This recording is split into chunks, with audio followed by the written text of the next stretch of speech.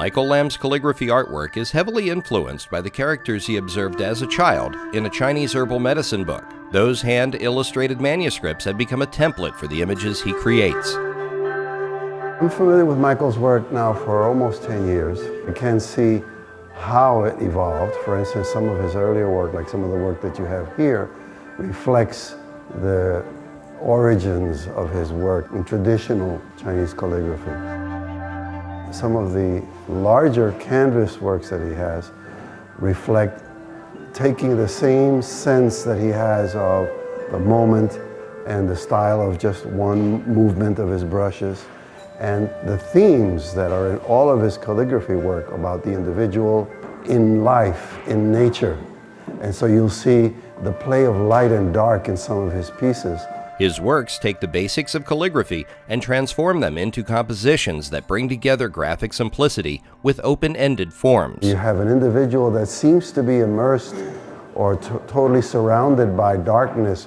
He will balance that with some lights in the distance that can be hope, or it can be just the counterposition that no matter what goes on in life in one instance, somewhere else its opposite is occurring. Wherever there's darkness, somewhere else there's light. They're very zen.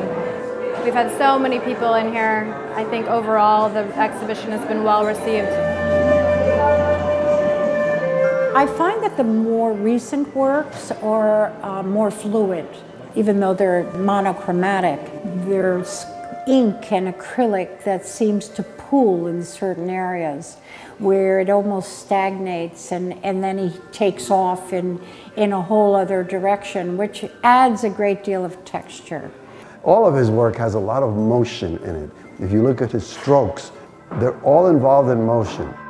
The sense that I get from looking at that work is that the individual, the human being, is always in motion, even when they're standing still.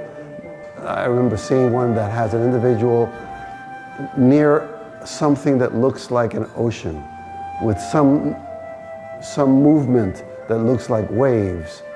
And then right behind it, you have this individual crouched over. There's these depths that go way down as if into this cavernous emptiness.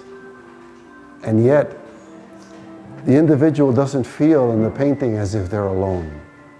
Incredible population of nature, of energy, all around them.